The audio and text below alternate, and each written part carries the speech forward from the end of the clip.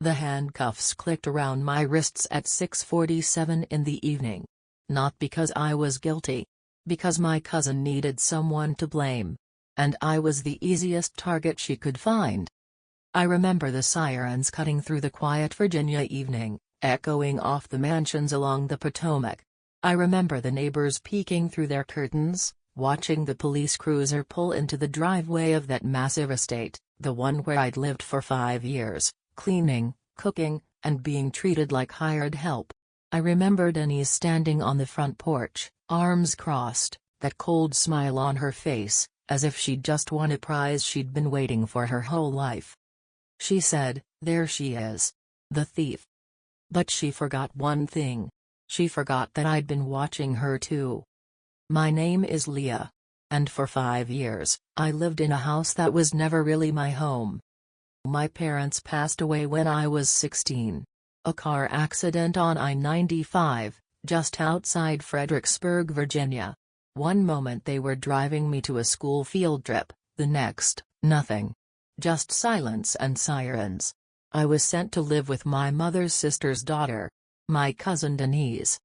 Denise was older, married to a wealthy real estate developer, William. They lived in a sprawling estate in McLean, Virginia, one of those neighborhoods where the houses have names instead of numbers. The kind of place where people measure their worth by the size of their lawn and the shine of their chandeliers. From the moment I arrived, Denise made it clear I wasn't family. I was a charity case. She'd say things like, "We're doing you a favor by keeping you," and, "You should be grateful you're not in foster care." She'd make me clean the kitchen while she sat in the living room, drinking tea and scrolling through her phone. She'd have me run errands, pick up her dry cleaning, watch her children, and never once thank me. But the worst part wasn't the chores. It was the way she looked at me. Like I was a stain on her perfect life. Like she was waiting for an excuse to get rid of me. And then, one day, she found it. It started with a missing necklace. A diamond and sapphire piece, worth over $50,000. Denise claimed it had been in her jewelry box, and now it was gone. She didn't call the police immediately. First, she called the family. She gathered everyone in the living room, William, their kids, the housekeeper, even the gardener. And then she turned to me. "Leah," she said, her voice dripping with false sadness, "I didn't want to believe it. But you've been struggling. You've been jealous. And I think you took it." I was stunned. I didn't take anything. I was at work all day. I clean houses in Arlington. You know that. She shook her head. "I don't know anything. I only know what the evidence suggests." She had no evidence. She had nothing. But she called the police anyway. Within hours, 2 officers arrived. They asked me questions. I answered honestly. I told them I had been working. I had a drone photography job that morning. I had been flying over the Potomac River, capturing footage for a local real estate agent. I had receipts. I had witnesses. Denise didn't care. She'd already decided I was guilty. She'd already told the family. She'd already posted about it on social media, a vague post about family members who betray you. She'd already started the narrative. And the worst part? William didn't say a word. He just stood there, looking at the floor. He knew something. I could feel it. But he stayed silent. I was arrested that evening. Processed. Booked. Fingerprinted. I spent a night in a cold holding cell, listening to the hum of fluorescent lights, wondering how my life had come to this. The charges were dropped the next day. No evidence, no case. But the damage was done. Denise had accomplished what she set out to do. She'd made me the villain in everyone's eyes. The family whispered behind my back. The neighbors stopped waving. Even the children looked at me differently. But here's the thing about Denise. She didn't know who she was dealing with. My parents had always encouraged me to explore my curiosity. My father was an engineer. My mother was a teacher. They didn't have much money, but they had plenty of dreams. And they passed those dreams to me. When I was 14, my father bought me my first drone, a cheap, plastic thing that could barely stay in the air. I was fascinated. I loved the way it moved, the way it captured the world from a different angle. I started flying it everywhere. I learned about wind patterns, camera settings, flight dynamics. I saved money from babysitting jobs to buy better equipment. By the time I was 17, I had a small drone photography business. I'd fly over properties for real estate agents. I'd shoot graduation photos from the sky. I'd even do simple aerial mapping for local parks. It wasn't glamorous, but it was mine. And I was good at it. I'd earned my commercial drone pilot license, a Federal Aviation Administration certification, hard-won, requiring hours of study and practice. I knew airspace regulations. I knew how to troubleshoot technical issues mid-flight. I knew how to work with law enforcement, with fire departments, with anyone who needed an aerial view of a situation. But Denise didn't know any of that. She just saw a quiet girl with a camera.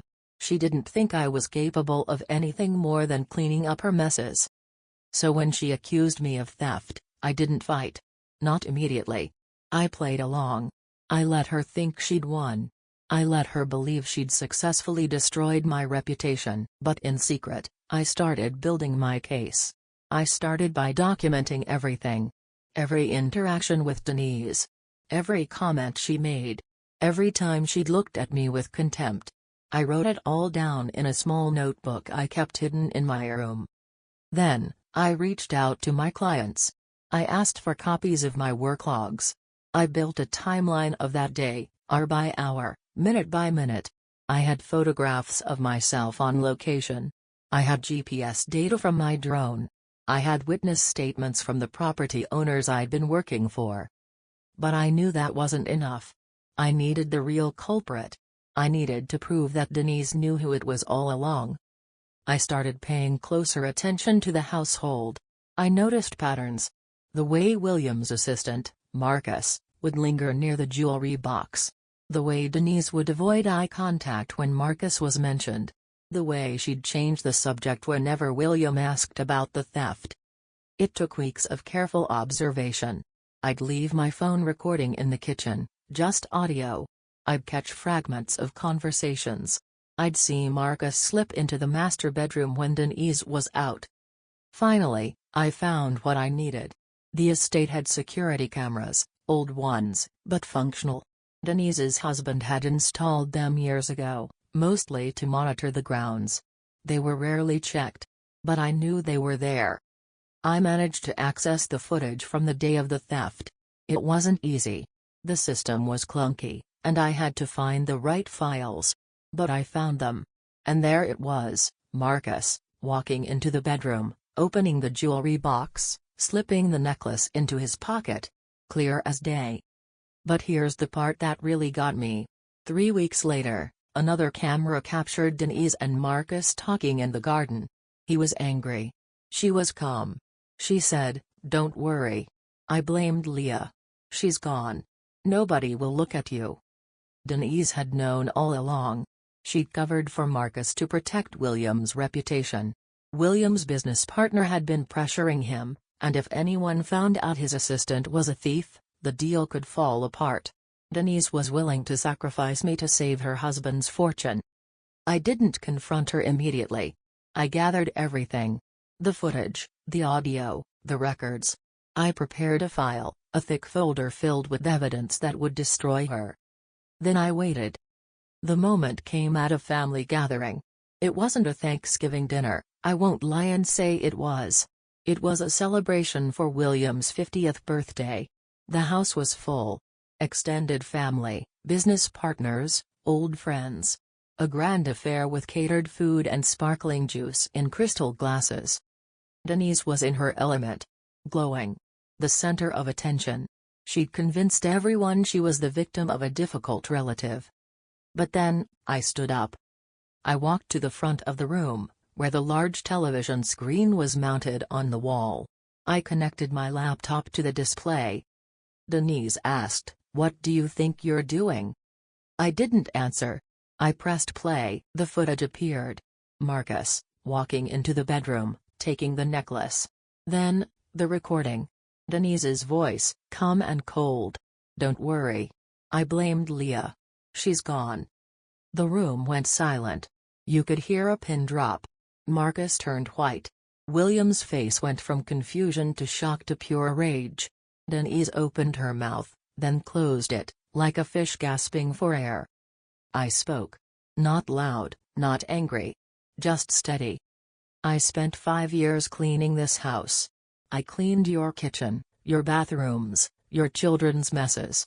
I cleaned up after you, Denise, when you'd stay in bed all day and complain about your headaches. I cleaned your reputation when you told lies about your neighbors and your friends. I cleaned your messes while you pretended I wasn't there." I paused. "But I'm not cleaning this one. Marcus is the thief. You knew it all along. You covered for him to protect William's business deal. And you threw me away like garbage. I have all the evidence. Every document, every recording, every minute of footage. You can't spin your way out of this." Denise started crying. Not genuine tears. The kind of tears people cry when they're caught. She said, "Leah, please, we can talk about this privately." I held up my hand. "We've talked enough. You wanted the police. I'll give you the police. But I won't press charges against you, Denise. Not because you deserve mercy. Because I'm done with you." I looked at William. "She knew, William. Your wife knew the truth and she let an innocent girl go to jail. For 5 years, I lived in your house and you never once asked if I was okay. You just let her treat me like a servant. I hope you remember that." Then, I turned to everyone in the room. "I don't want your pity. I don't want your apologies. I just want you to know the truth. I didn't steal anything. I never did. And the people who accused me, they knew it all along." I gathered my laptop, my folder, and walked out the door. I didn't look back. I didn't need to. What happened after that night? I can't tell you. The police were called. Marcus was arrested. He confessed to the theft and to a dozen other crimes he'd committed over the years. He was sent to federal prison. Denise's world collapsed. William divorced her. He couldn't look at her without seeing the lies. She lost the house, the friends, the respect of everyone who had known her. She moved back to her hometown, a small place in rural Virginia, where nobody knew her name. William tried to call me. He apologized. He said he was ashamed. He offered me money. I told him to keep it. I used my drone business to build a new life. I got a contract with a government agency, Department of Homeland Security, doing aerial reconnaissance. I don't fly drones anymore. I fly real aircraft. I became a pilot. Then an officer. Then a leader. The people who tried to break me, who called me a thief, who used me as a scapegoat, they're nothing now. They're memories. Footage in a file I don't even open anymore. I didn't need revenge. I needed purpose. And I found it. A lot of people think revenge means hurting the people who hurt you. I used to believe that. I wanted Denise to feel what I felt, the shame, the humiliation, the cold fear of being accused of something you didn't do. But standing in that room, watching her face fall, I realized something. I didn't need to hurt her.